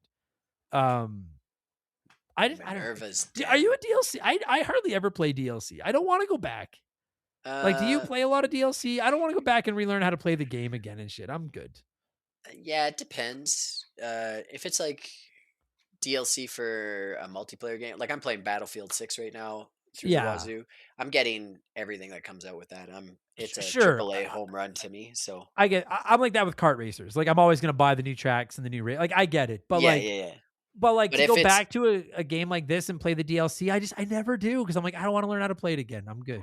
yeah, no, I wouldn't. You I didn't know. even realize this had DLC. I'm Minerva's Den. I'm just reading about it now. Yeah, that's the one that people were on me to play. I think was Minerva's Den, but I don't care for the name Minerva. Makes me uncomfortable. Unnerves. All right, let's score this thing. How are we gonna? I guess the game is set in 1958. Right. All right, let's do that. The year Or no, Adam it's was pardon born. me. Wait, 1968. Pardon me. The year Tyler was born. Yeah, like, no. Although it's not that far off. Oh my god. Well, that's you're crazy. 58. I'm 68. So that's... Yeah, fuck. Jesus Christ. I feel 58. Okay, out of 1968, Tyler, what would you score Bioshock 2? Out of 1968. Out of 1968. Oh, that's a lot of. I would score it 1958. Oh, that's a good fucking score. It's like a Yeah. 9.9. Yeah. I'm like I said, there's things that, like, in hindsight I would have done differently. When I first played this, though, I was in love with it, like totally captivated. Sure. You know, like I said, I feel like it was an expansion to the first one in all the best ways, but it wasn't like the third one flipped the table and was like, you motherfuckers want to see what it's like in the sky? Like, it is, like totally a whole nother entity. Yeah. This Yeah. felt Yeah. very much like, if you played the first one, you have to play this one. You can't just go play this one. You can go play the third one standalone. It's Right. its Yeah. own Yeah. thing, right? It pairs with the first one. So to me, it's like the perfect pairing. It's a fine cheese with a good wine. I don't That's like fair. either of those, but Yeah. That's know. fair. You don't like cheese? Yeah, it's okay. I don't know. Wow. I'm not a super big queso guy. I learn about you on the daily. Is interesting. Yeah. Brittany likes to say, my partner likes to say that I'm like rough and tumble in a lot of ways, and then my stomach makes me a delicate little flower. I'm so sensitive to foods. I get it. Some days this is why when you and I saw each other at your movie a few weeks ago, like standing beside each other, we were the number 10. Because I like every food likes me, and I like every food, and that's why I'm a fucking sphere. I'll give out of 1968. I'll give it 1850. I give it like a 9. It's a great game. It's again, like, for me, its biggest issue is that it's not the first one. And I've said the exact same thing about The Last of Us Part 2. I love The Last of Us Part 2. It's just not The Last of Us Part 1. And Bioshock 2 is very, very good. It's just not Bioshock 1. And I just love Bioshock 1 more. But it was fantastic. And I promise all of you, I did just look it up, and it was 160 when we did Bioshock. So it's exactly 200 episodes later. Oh, that's awesome. I assure all of you listening, it will not be 200 episodes before we finish this off with Bioshock Infinite. I promise. I promise it won't. It'll be 201. Yeah. Fuck, 201 episodes from here would be episode 561. Yeah. If anyone's listening to this and we've made it to episode 561, will you please comment and be like, hey, you made it? Because I'm like, that seems like an unreachable number to me. But so did 360. So what the fuck do I know? We're going to be doing games that like Escape from Tarkov. Yeah, know, no, like it'll be things that are- PS5 games. Yeah, no shit. Yeah. Maybe by then Bioshock 4 will finally be out. So What? They're working on it. It looks cool. That thumbnail looked really. I'm enticed. I'm oh, pumped. dude, just while I'm here, because I won't get another chance to plug it before the game comes out. If you haven't seen it, both for you and for everyone listening, if you like Bioshock, look up Judas. It's like an upcoming game. It's a spiritual successor to Bioshock. Looks fucking awesome. Judas. How do you Looks spell fucking sick. Judas. Judas. Yeah, that's what I thought. I thought it was Yeah. gonna be If it a was rap Judas. battle with a bunch of rabbis having rap Just you. battles. Yeah, it's just you and Jews shitting on each other. Judas. That's If the Eric game Cartman I made a wanna video see. game, Yeah. Judas. Oh man, that would be so Anyway. good. Judas is Just it and looks awesome. you actually have to type in Judas video game because otherwise you get Judas Iscariot. That I'm makes saying sense. that wrong. Judas. Anyway, look it up. It looks fucking awesome. I can't wait to play it. Game. Tyler, Ooh. buddy, this is the final. It's December 23rd as we're recording this. We're 48 hours out of Christmas. I guess less than that, like 36 hours. And we got about a week left in the year. This is officially the end of the show for 2025. So I appreciate you doing this and all the time you spent on the show these days. If people want to check out more of your shenanigans, what should they do? So brimstonepictures.com has that's the production company that I was in a film with. So they have a bunch of announcements on their page. The film was called Contamination, and it's still doing its theater run. It's going to be playing on Friday, January 9th in Toronto and Whitby, Saturday, Jan 10th in Kingston, and Sunday, January 11th in Ottawa in Canada. Canada with a K. Canada? Yeah, Canada. In the country of Canada. And then Friday, June 23rd, the 24th, and the 25th, it'll be playing in Surrey at the Guildford. I don't even know where that is. Surrey scares me. But our movie's dangerous and cool and edgy like that. So It is very cool. yeah, it was like Adam saw it. It was very fun to be part of. It was very cool, very exciting. It like hits above its weight class for what our budget was. It's awesome. It's like I'm excited to work on another project with these guys because it's from this was a stepping stone project where they've got more resources coming their way for the next project. So that's super neat. And that's Yeah. the mainstay of what I've been doing because that plus the farm plus the family plus Christmas time plus Adam's podcast keeps me incredibly busy. Oh, and I have a career that I work. So Yeah, fucking weirdo. No, it's you're the busiest guy I know. And I'm the least busy guy anyone knows. You're the busiest. You're fucking it's that I was able to lock you down for 3 shows this month. The Arkham City episode, this plus the PS1 draft, which by the time this goes live, the voting will be done. But by the time we're recording this, the PS1 draft has yet to go live. I'll just say I wish you bad luck because I hope I finally won one. But by the time this is up, it's over. The voting's done. It's done. We're done. yeah. So. Buddy, appreciate all the time you spent on the show this year. Looking forward to more of these in 2026. And Happy New Year to you and the family. Be safe, buddy. Yeah, you too. Happy New Year. How much is that doggy in the window? The one with the waggly tail. How much is that doggy in the window? I do hope that doggy's for sale. I must take a trip. And that is going to do it for this week's episode, this year's episodes. Tyler, thank you so much for giving me a call and talking some Bioshock too. And every one of you nerds listening to this, whether it's 2025, 2026, 2029, your 360th episode, your first episode, whatever, you decided to roll the dice on us. And if that is the case, from the bottom of my grateful heart, thank you for the support. I appreciate it. I know there's so many retro gaming shows out there. You rolled the dice on ours.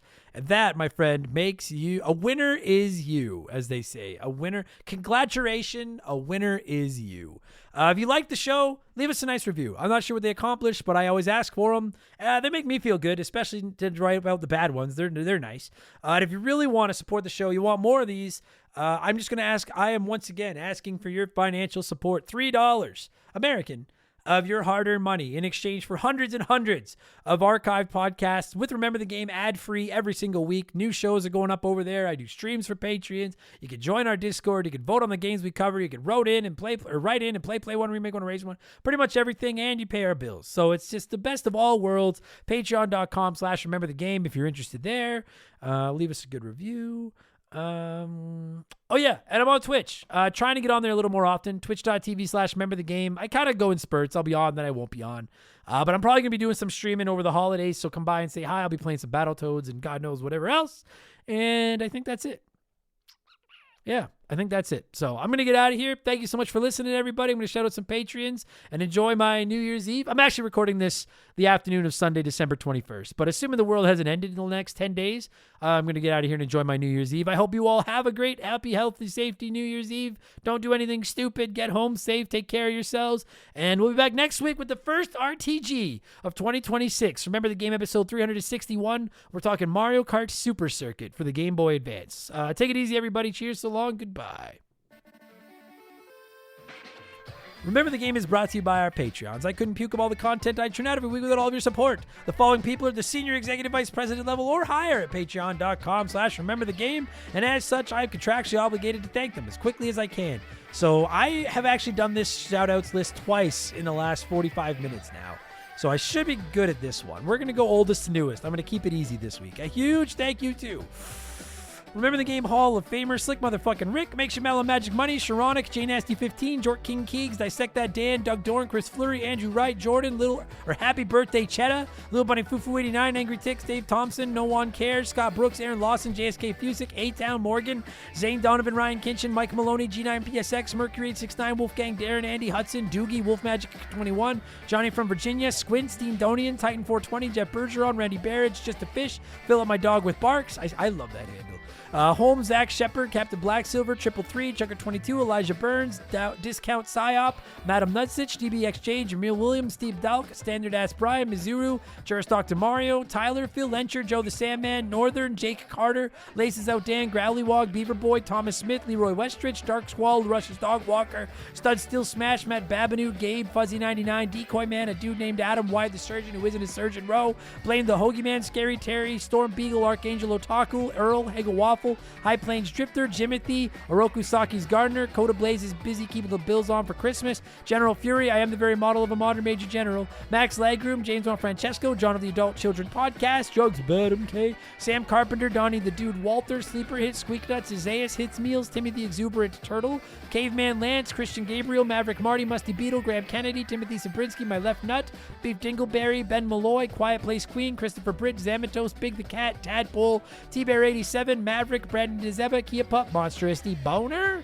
AB Kellen Works For Me, Ted Explosion, Ryan Perry, Alex R, Please Refrain From Tasting the Knob, Scotty J, Just Car Prank, Zombie Xe, Bartman Forever, Darth Skywalter, Postman, Nick Creature, Adam Martinet, The Big Deal, Ryan 4664, Kevin Monroe, Can't Destroyer, Pee Wee Squitters, Dordak, Leroy Jenkins, Lord Palmerston, Beers of War, Because 19, Infinity Rage, Marcus Mendoza, Lord Long Rob Von Hugen Dom II, Roger Staubach's Pool Cleaner, Lucas Shaman, Frosty Bear, Sour Goat Face, Faded Sufferance, Chris Hill isn't scared, that could be anyone's ass. B Money, Penguin Milk, Fallen Snow Kiku, The Supreme chose a Rizzo, you son of a bitch, why? Tell me why. E-Man Trucker, Mark Sneed, Shoeboxers, Adam Blank still hasn't reviewed Mario Galaxy, Jake Callahan, Robbie Air, Brian Richmond, Blobby, Bula, Matt Zeus, Too Much Karma, Mopey36, Cesar, Fill Up My Mouth with Farts, Liquor Like Luigi, Cody Thompson, JR Bob Dobbs, Bob Sacamano, Mr. Jabroni, Big Daddy Randall, Ida Yellow, Ryan Whitcomb, Justin Tate, Lotus, Thrillho, Toby OP, Scotty McGee, Alex McIntyre, Spider Cat, Eric Hopewell, Darbles, generic name 238,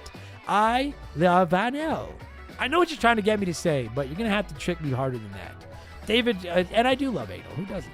David Schroeder, Moncal, Diablo Spartan, Justin Blair, McCracken, Wilco, VOS Rager, Brother Retro, Conebread, Ocarina of Tim Rocks, Daniel Cook, Desiree, Super Saiyan, Safarioth, Hello Mr. Thompson, The Grim Patron, MacGyver 88, Travis Sanders, Lord Salazar, Flater Flav, Erotic Onion Ring, Captain Assberry Juice, Doogie Bowser MD, Shut Up, Topher Love, Thunder Leaps, Legendberry, Jinxie 425, Akira's Network, Horror Wars Podcast, Jeff Leopard, Game Boy Ganon, Fancy Stallbutter. Almost there. Steaming Wooly, Bots, Fokker, Mikey Hag, Shane's World, Devin Collins, Cannon Fodder Games, Trooper Galactus, Exotic Chaotic, Just James, Spooky Dookie, Profound, Frank Preve, The Okayest of Muffins, Landed Turquoise, Siegfried, Tyler Patchell, Hanjum, Major, Angus McZongo, Esquire, Raph is my favorite turtle, not Donnie, Lindsay Lee, Jonathan Breyer, Redline Arrow Jones, George Swan, King Tiki, The $100 Kid, Ted Michaels, Chris Nethercutt, Davis Fee, Carl Not Garl, and Amanda Hugginkiss. Woo! Not my best batch of shout-outs, but I'm not kidding, dude. It's all I've done for about 4 hours today is sit here and just yell at this microphone. It stinks with my stink fucking coffee breath. Happy New Year, everybody. Appreciate all of you. And here's to a very happy, healthy, safe, hopefully not world-ending 2026. I know I will a lot of things into existence. Hopefully I did not just fuck us all there. Take it easy, everybody. Cheers.